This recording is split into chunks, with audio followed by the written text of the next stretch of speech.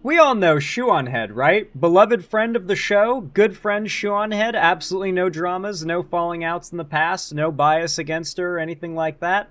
In all seriousness, Shoe and I used to be friends. We had a big falling out because she took a very decided right-wing turn. Initially, she was pretty right-wing. Then she got super LARPy socialist for a couple years when it was popular, and slowly as the right began to retake cultural dominance online, she noticeably started shifting more right, and it got to the point where I couldn't not call it out because she started having bad takes, and she did not take my call-outs well. It caused a whole drama. Most of the left maintains that I was in the right in that drama, especially since nowadays she's made a video where she calls Charlie Kirk a normal guy, for instance, and says the left is insane for thinking people like Charlie Kirk are radical. So that was definitely something. That was definitely a bad take. But she put out a new video a couple days ago called How Did We Get Here? So we're about to get some mind-numbing, shoe-on-head, oversimplified, meme-ridden politics. Are you guys ready for the pop politics? Let's go, guys. Let's go. Let's go. Ladies and gentlemen, I am here. Oh, and of course, I almost forgot. If you end up enjoying the video, leave a like, comment who up Xandering they haul down below to boost the video in the algorithm, and if you have commented enough in the past on my videos to unlock the hype button, then hit the hype button as well to give me a super boost, and subscribe if you want to see more from me. But without any further ado, let's get right into it. Give us the news, Shoe. Here to inform you that the rumors are indeed true. The Democrats have struck back. In the New Jersey governor's race, the Democrat won. In the Virginia governor's race, the Democrat won. And in the New York City race, Democratic Socialist Zohran Mamdani defeated Andrew Cuomo to become the next mayor of America's largest city. But the question on everyone's mind is, was it just a fluke? Just easy wins in blue cities and states? Or is there something more to this? Is this a sign of things to come? Is the Democratic Party finally turning their losing streak around? Are they actually listening to the people now? Did they— Wait, are we actually gonna get a base Shoe0nHead video? Did I— Hold on, guys. Maybe I said I might have spoken too soon. To be fair, Shoe0nHead's political volatility would make me skeptical of any future political switch-ups she could have down the road and how long-lasting they might be if she starts moving left again. But I will definitely be here to not call— I won't criticize her if she starts being less cringe politically. I'll say that. I won't be one of the people on the sidelines being like, no, she's faking it. I hope she becomes more based, because maybe she'll make her platform more based. Her audience. They finally learned their lesson? No. Thanks for watching. Oh, well, damn. My last 3 videos about electoral politics were warning the Democratic Party that young men were moving right because the party f***ing sucks and was becoming the young men eat sh** and die movement, spanking the Democratic Party for losing because they elected one of the most unlikable shittiest candidates while offering absolutely nothing to voters, and defending the— This just objectively isn't true, man. Like, it's just objectively not the truth. Like, this is Twitter brain politics. Do you guys know what won in all of the polling 100% of the time for what were people's most important issues they were voting on in the election? The economy. Trump did not win because the Democrats were telling white men to eat shit and die, okay? That is Twitter shit, that is internet politics, that is not the real world. The real world is a shitload of Americans desperately buying Trump's bullshit because he promised to use unprecedented unilateral economic power, or economic policy, sorry, to try and elevate American manufacturing, create a shitload of American manufacturing jobs, low-skilled labor that would pay a lot, and even be unionized, maybe, but not under Trump, of course.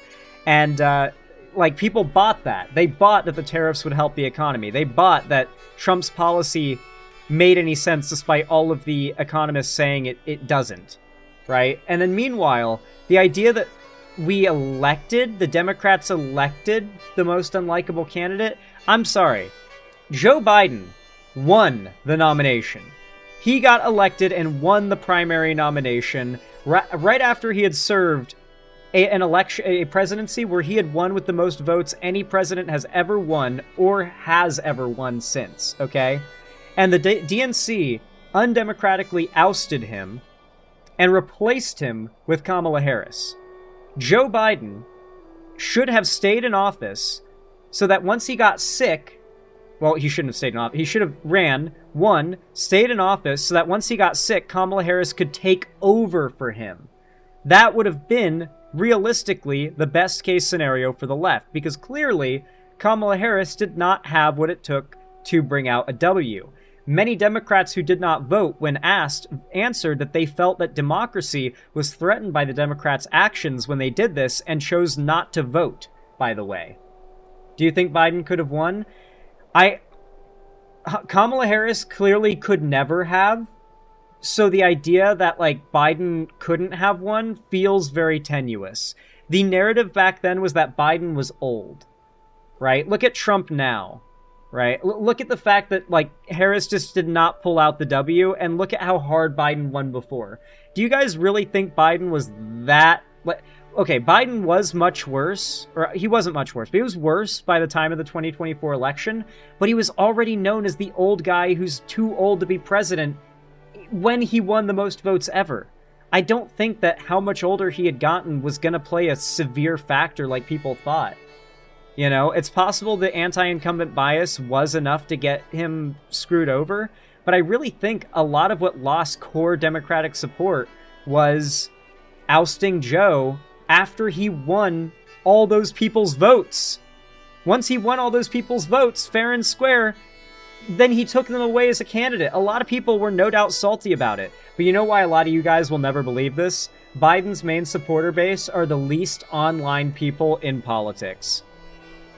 Genuinely, somewhere around like 50% of Joe Biden's voter base have like no online presence whatsoever. And so from our perspective, it felt like Joe Biden had no support. But Joe Biden's support were the kind of people who literally only think about politics once, and that's on election day. They were going to come out, they were going to vote Biden in the millions, and then not think about politics again for the next 4 years. That was their plan. That's why they called him Sleepy Joe. You could sleep easy when he was in office. Voters from the wrath of a bunch of liberal streamer man-children calling the voters stupid and evil for daring not to vote for Hillary Clinton and brownface. But the thesis for all three... Wait, is she against Vosh now? That's crazy. I didn't know that, Shoe0nHead had, like, burnt the bridge with Vosh. That's crazy, dude. Holy shit. You know what is really funny about this, by the way? Shoe0nHead, if you, like, know... Like, Shoe0nHead's had so many stalkers go after on, like, kiwi farms and stuff, that so much of her, like, personal life has been outed. I feel like calling people a man-child is not a good go. You know what I mean? Like, I don't know. I feel like she's just not got a lot of ground to stand on, you know? She just had a lot of shit about her, like, fucking embarrassing-ass, like... breakup with Armored Skeptic leak. Like, she basically moved into a cuck shack. I don't know how many of you guys know about this lore, but she moved into a cuck shack, as they call it. I'm hearing most of this from a friend of mine, to be fair, but yeah. There's just a bunch of really funny lore about her and Armored Skeptic's breakup. If you want to be bitter about it and petty, okay? I am not a bitter and petty person, but, like, the whole... Armored Skeptic leaving her as soon as she turned 30 thing, I mean, he had tweeted a lot about how the second a woman turns 30, she goes in the trash, and they were supposedly jokes, and she was, like, liking and retweeting these jokes, but then they divorce as soon as she turns 30, right after she had moved into this little, like, cuck shed of a house on the Canadian border, so that she could be close to Armored Skeptic. Listen, I just think it's funny that she talks from that high horse, right? We're content creators, okay? We're content creators. If any of us have had an even slightly embarrassing thing happen in our life, we don't get to have any ground to stand on to insult anybody, okay? of those videos was basically the same. As the right embraces working class populism, the Democratic Party and the left will continue to fade into irrelevancy. But as I also predicted in those last videos, there might be an eventual pendulum swing, and it might be happening Well, there will inevitably be a pendulum swing, and yes, it might be happening now. much sooner than I predicted. Like, how did we go from Republicans winning the popular vote, in part thanks to a lot of the young people voting, to a bunch of data showing those same young people dropping their support for the GOP or She's gonna try to be like, how does culture war make sense of this? Because she only thinks of politics and culture war. Unless I'm speaking too soon, maybe, I could be.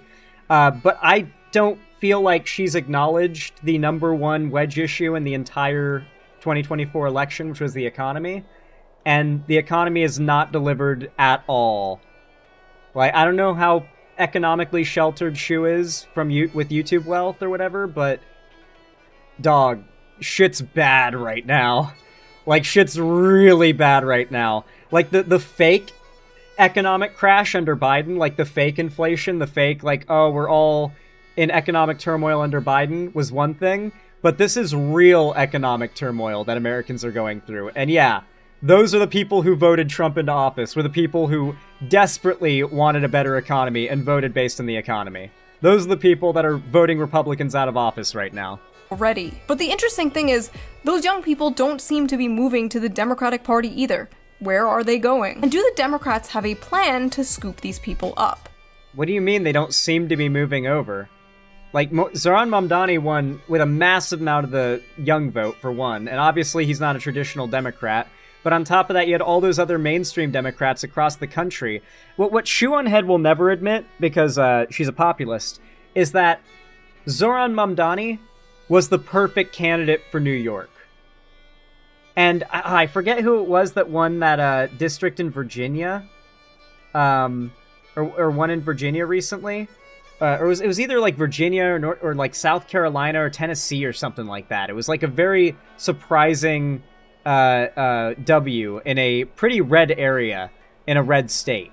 And that particular Democrat was like a Chuck Schumer style Democrat, like pretty darn center for a Democrat. And they won over a Republican. Something that Shoe will never admit is you have to run the right candidate in the right area.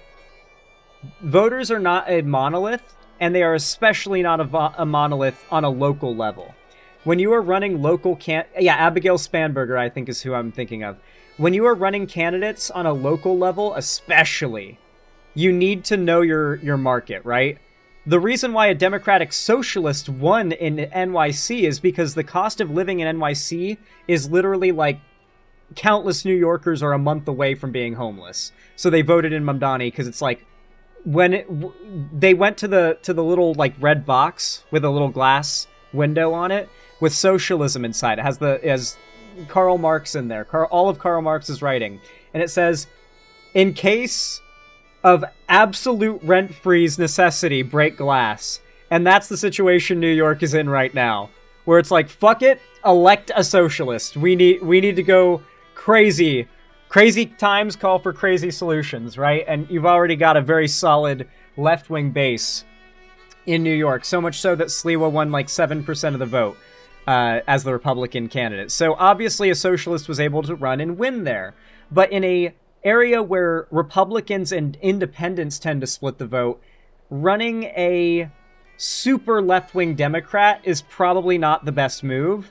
A place where Republicans and independents tend to split the vote is the kind of place where you want to try and run a more centrist Democrat more often than not, because that's how you start pulling those independents and how you might even pull a critical mass of those Republicans. And that is what these election results showed, but not something a populist can ever admit, because Shoe wants there to be like a full like Mamdani takeover of the Democratic Party.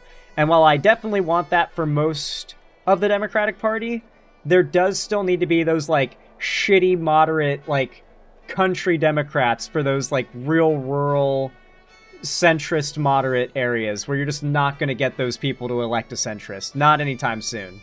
Yes, they do, and they called it, I'm not kidding, deciding to win. Deciding to win, as if the whole time they have just been simply deciding to lose. It was a choice, guys. That's the joke. They changed their mind and they want to win now. In this video, I will talk about why I think Zoran Mamdani won. We will go through the Democrat Party's plan to decide to win. We will briefly talk about the rise of the political commentator Nick Fuentes, the MAGA Civil War, and what I like to call the inevitable rise of shoe-cialism. If that sounds interesting, stick around.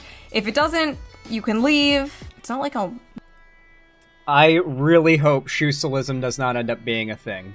Miss you or anything. Baka. I know a lot of you are not very interested in politics. You come here for the fun Reddit slop, the men versus women. What's a shoe-cialism? It's gonna be Nazgul politics. Shoe0nHead is like 5 steps away from being a Nazgul. So basically just, like, hyper-conservative trad social beliefs and free healthcare and kill the landlords and billionaires. That's, I think, more or less where Shoe is.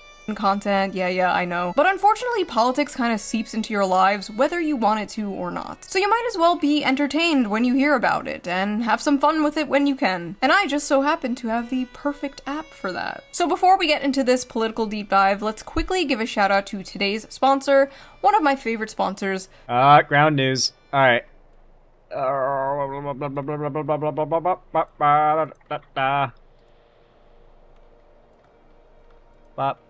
Used to access all screen, or the perfect Christmas present for your out-of-touch uncle who gets all his news from Facebook. So thank you, Ground News, for sponsoring this video, and thank you, the viewer, for not skipping the ad. Right? Now, let's get back to the video. She might have caught me with that one. She might have got me completely red-handed with that one. For those of you familiar with the Shoe0nHead channel, you know I've harshly Oh, she's drinking Vril! She's drinking Vril, guys! Guys, she's drinking Vril! Yo, she's Vril-pilled! Yo, she's got the nectar of the black sun. Yeah, she knows what she knows what she's doing. She knows what she's doing. Obviously, the white monster's a meme. She's drank it for a long time, but she knows what her audience is, and she knows how they'll see the white monster as part of the video. She knows what she's doing. She's not dumb. The Democratic Party. Well, she's politically dumb, but socially very... Like, that's the thing. On a social media and, like, culture war level, that is her specialty. The problem is she really wants to...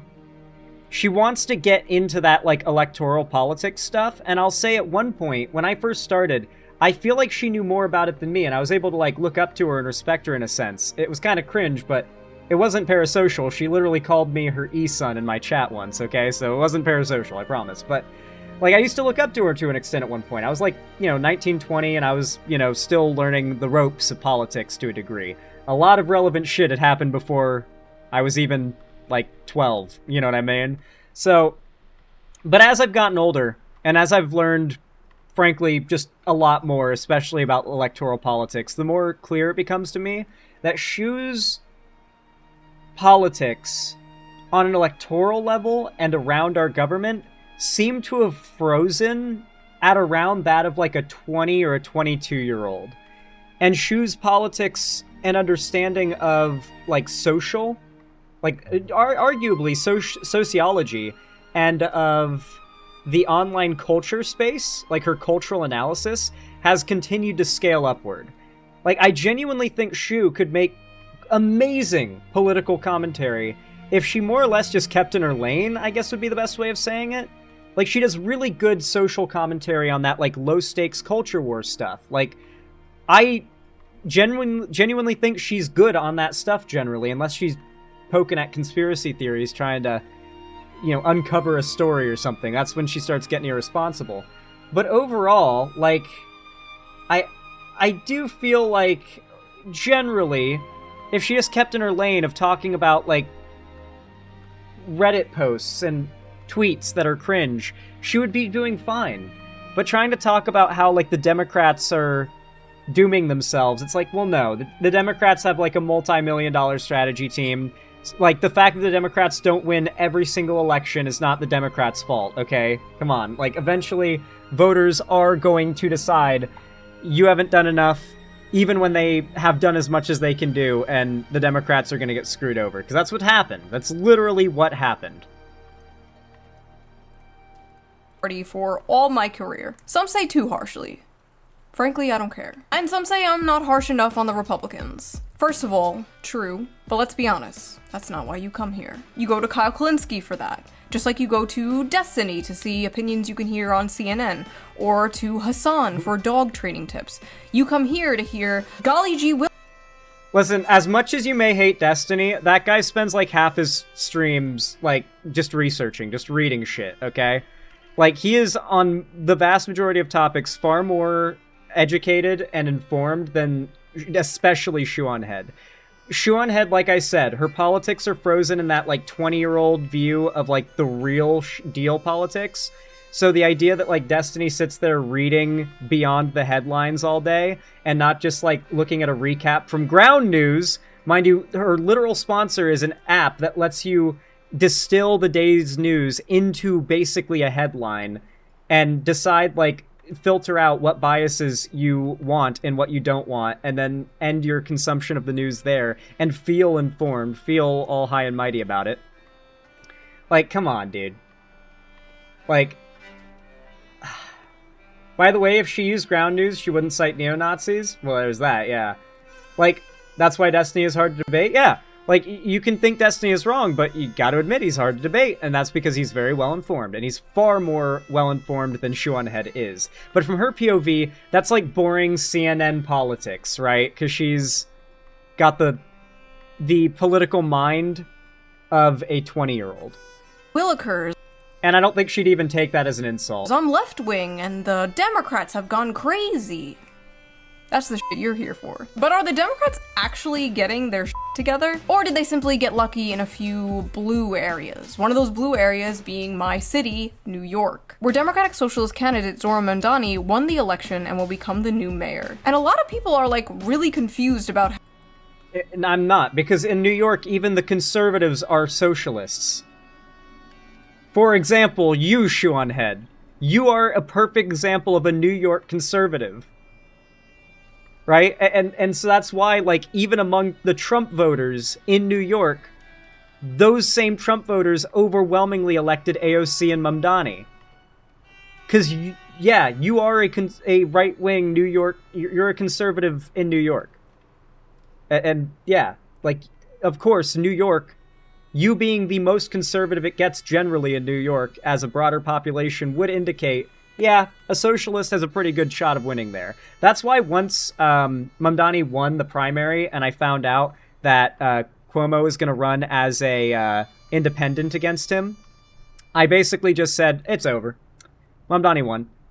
Like, I didn't even follow the election after Mamdani won the primary. I just, like, completely wrote him down as having won, and sure enough, I was right. Like, when I got the news that he was in the lead, I was like, well, yeah.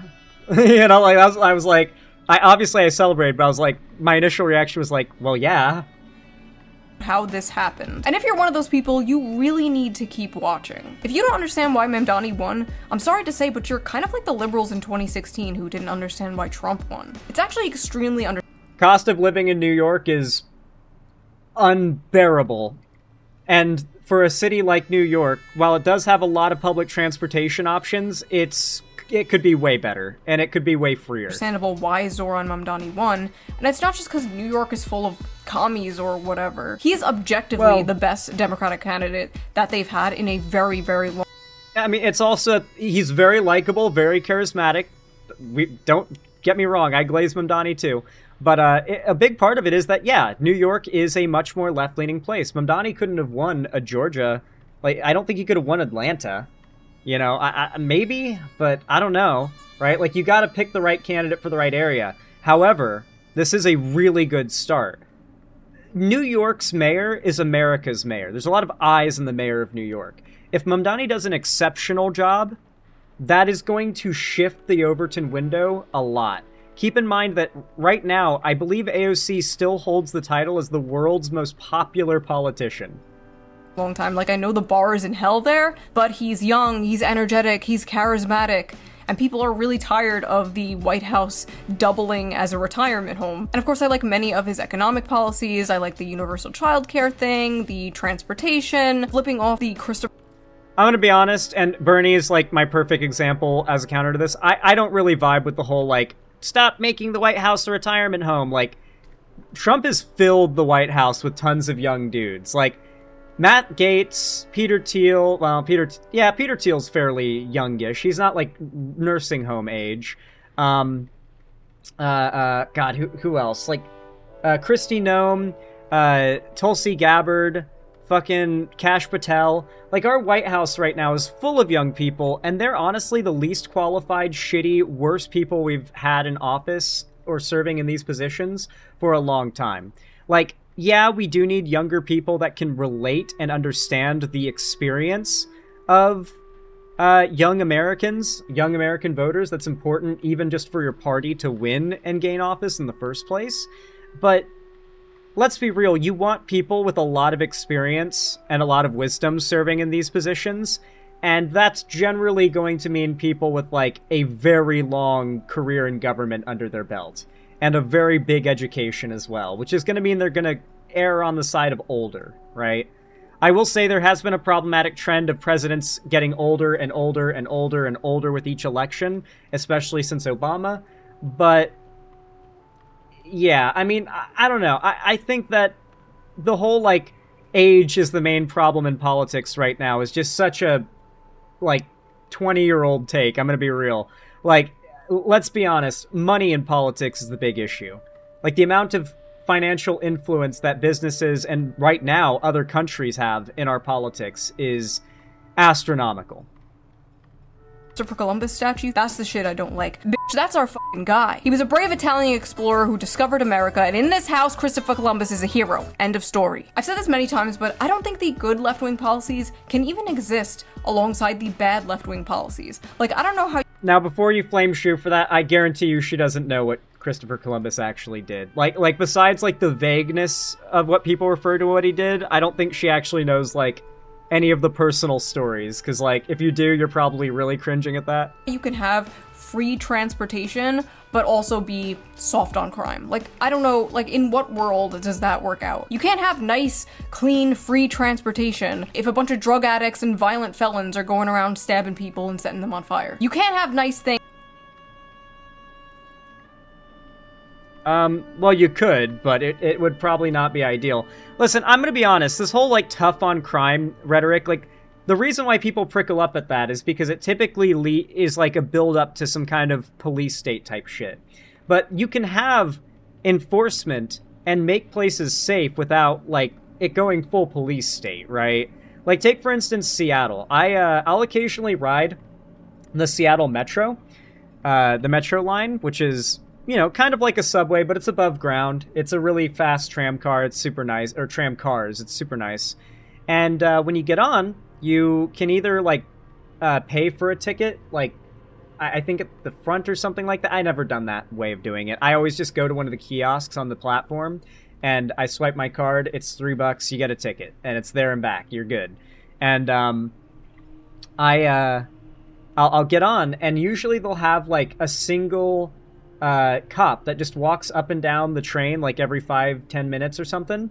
And if somebody is, like, you know, if they maybe look a little shady, right? Like, sometimes I've been asked if I'm just, you know, dressed a little bummy, you know, like, I've just got sweatpants and like, my hoodie on. I'll get asked, and I just keep my ticket in my hand, in my pocket, and I just pull it out and show it to them as soon as they ask. And, you know, they're just around. If anything goes down, they're just around. But mostly what they do is make sure people have their ticket. Now, obviously, if it's free, you're not going to have to worry about the ticket system. But, yeah, I mean, they already have these, God, what are they called? There's a very specific name for these police officers. I can't even remember what they're called. And they're nice, too. They're really nice. I was actually vaping on the platform once, and, like, I was doing it in broad daylight, like, right in front of the security guy. I had no clue it wasn't allowed. And I think he realized I wasn't doing it, like, maliciously, because I was doing it right in his broad view, and I could see him, and was not acting suspicious or, like sketchy in any way. I was just sitting there, like, waiting, you know, for my train to arrive, and he was like, hey, you can't hit that. That's not allowed. And I was like, oh, I'm really sorry. I had no clue, dude. I'm so sorry. I apologize. And I put it away, and he was like, no, you're good, man. You're good. Thank you, though. I was like, oh, I'm really sorry, but thank you. Have a good day, man. It was like, okay, you too, man. It was like, I was like, do not arrest me, please. I was like so polite. I was like, please do not arrest me. I have a perfectly clean record. Let's not change that. I do not want that to change because I vaped on a fucking subway platform. Things if you don't have rules to enforce those nice things, you know what I mean? It's always such a breath of fucking fresh air when I go back to visit my family in the suburbs of Long Island and I go to the CVS and the fucking toothpaste is free from their plexiglass prisons. I shouldn't have to wait 10 minutes for some poor wagey to come unlock the cagey so I can buy fucking shampoo. We don't have to live that way. Who do you think is stealing the shampoo though, Shoe? Like, you talk about it like it's the wagies that are suffering. And they are to an extent. Like, okay, I'm gonna be honest though. If you're a wagey, you'd probably rather be unlocking the shampoo cabinet for a customer to get their shampoo than whatever the fuck you'd otherwise be doing, because you're probably paid by the hour. You know, any task that's like somewhat mundane and like mindless that you can do to like kill time while you're at work is big, right? But like, dude, who do you think is stealing the shampoo? Who do you think shoplifts? Who do you think is doing the stealing that requires these things to put up? It's the working class. It's the wagies. It's the people who are poor. It's not like ghosts. I don't know. Like, what do you... It's not the ghost of poverty coming in and the ghost of shoplifting coming in and stealing all of it, you know? I guess she is maybe dog whistling. Yeah, she did reference the train thing now, and she's referencing the plexiglass like blockers to keep from shoplifting. She's totally dog whistling black people to the Nazis in her audience. Her husband is like, I'm just gonna describe what her husband's profile picture on Twitter was last time I was like frequent on Twitter. If I remember right, it was a Pepe in a Hawaiian shirt with those like reflective gradient like sunglasses and a vaporwave background. If I'm not mistaken, I'm pretty... No. It was like a Roman, like, marble statue wearing those glasses with a vaporwave background, I think. That should tell you enough about the politics of her husband and where she might be standing these days. Maybe he'll do great, or maybe he gets into power and immediately cucks to the establishment like some other people. I don't like to talk about it. Wow, real AOC is cucked to the establishment, apparently. Like, this is what I mean when I say that populism rots your brain. There's actually a really good graphic. It goes along something like this. Did something bad happen? Yes. It's the Democrat. Did the Democrats stop it? No. It's the Democrats' fault. Did the Democrats do it? Yes, it's the Democrats' fault. Did something good happen? Did the Democrats do it? Yes. It's not enough. Did the Democrats not do it? Why didn't the Democrats do it? Fuck the Democrats. All of these scenarios end in fuck the Democrats. Every single one of them. Every time. No matter what, it's always fuck the Democrats. They can never be good enough. The only way these people can be good enough for people, or these politicians can be good enough for Shoe0nHead, is if they throw their political career away, like, month one. Like, Shoe0nHead, I've made this comparison before. Politics is a little bit like Game of Thrones. Shoe0nHead wants all of her favorite political figures to Ned Stark themselves immediately. Like absolutely nothing learned from the end of Season 1 of Game of Thrones. Just absolutely wants to see all of her favorite political figures get Ned Starked. How the hell anyone thought Andrew Cuomo was going to win? He killed a bunch of grandmas during COVID. As you admitted this week, you personally altered the state health department report to undercount the death total, to hide the death total, and then evaded and lied to these families for 5 years. So you killed a shit ton of people.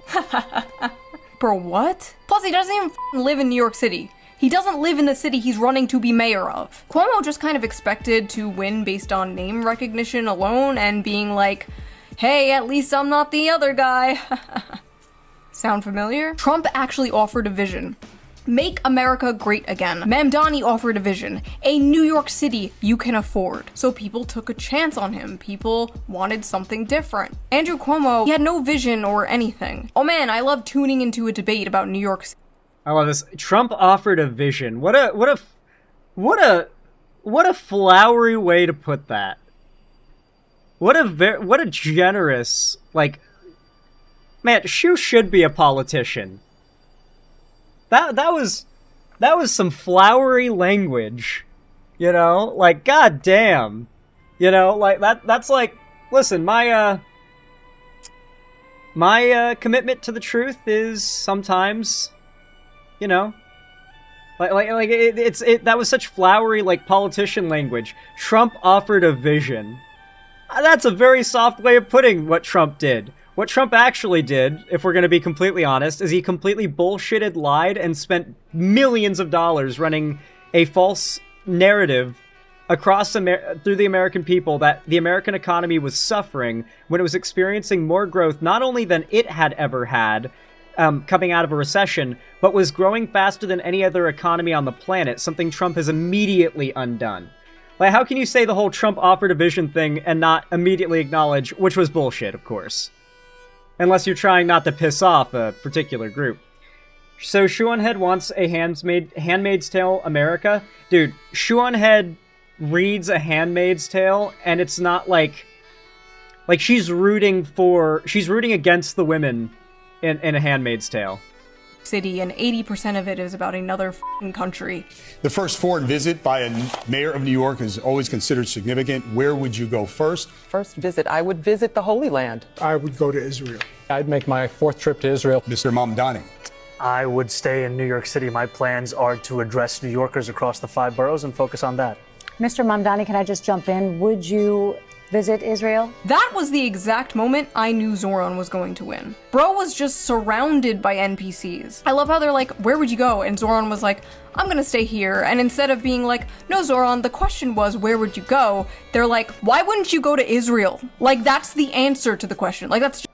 Okay, so for those of you guys that have no knowledge of why that would have been asked, the reason why that question was asked was a big gotcha question for Mamdani. That was supposed to be the moment where Mamdani threw away his political career. Because the idea was, what he was supposed to say there was, no, I will not go to Israel. I don't support Israel. Israel's committing a genocide. And the, 30-something% of New York's population that's Jewish was supposed to then completely flip on Mamdani. That was what was supposed to happen. That is why that question was asked. That was the trick question that Mamdani just completely bit the bullet on, and it didn't end up ending his run. It didn't. Nationally, that was very popular. I don't know how popular it was in New York, considering I think something along the lines of 50 or something percent of Jewish people in America are Zionists, or identify as Zionists, so maybe did hurt his polling in some communities, but there are also plenty of anti-Zionist Jewish people that voted for Mamdani. And yeah, that was why the question was even asked, though, is that New York has a pretty sizable Jewish population, and the answer to that question could sway the vote. It was a question that demographic wanted answered. And those other candidates answered, I'll go to Israel, because they wanted to give the satisfactory answer to those demographics and get their vote. Just the default answer to that question. His win was very much in part a direct response to the affordability crisis that many Americans are facing. Yes. So what is the GOP's answer? Yes, that is correct. Okay, Shoe, you're locked in. You're on the right track. Do not veer from it, please. Answer to the affordability crisis. Oh, great news, guys. There is no affordability crisis. It doesn't exist. It's all in your head, silly. Need to save money? Simply don't buy your grandmother a Christmas present this year. Budget, budget, budget. You need a plan. Also remember, adults don't need... Did you guys see the whole narrative about Thanksgiving being cheaper this year? And it turns out it's only cheaper this year because the official, there's a government standard for a Thanksgiving dinner or something along those lines, and it has to do with whether or not families have food insecurity or not. It's a metric, and they dropped the metric down by 4 meals. So if your Thanksgiving dinner is now literally 4 meals less in your spread, then Thanksgiving is now 20% cheaper. Gifts, okay? Focus on the people in your life who are age 3 to 18. Grandma doesn't need slippers. If they don't live by you, don't get them a gift. Now's not the time to spend and break the bank. Zoran's win was also basically a direct response to... I mean, that is good advice, though, because right now is not the time to spend and break the bank. The economy is fucked. Like, Fox News is bad, but Fox Business is generally, like...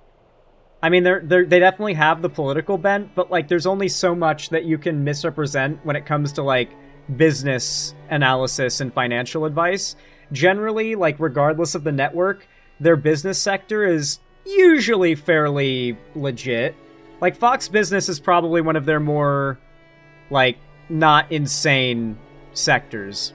To the housing crisis in America. So what is the GOP's response to the pie-in-the-sky, commie gobbledygook that Zoran Mamdani is selling? Surely they have a better solution. Here we go. The White House is floating this idea. Bill Pulte is saying, thanks to President Trump, we can indeed work on the 50-year mortgage, a complete game changer.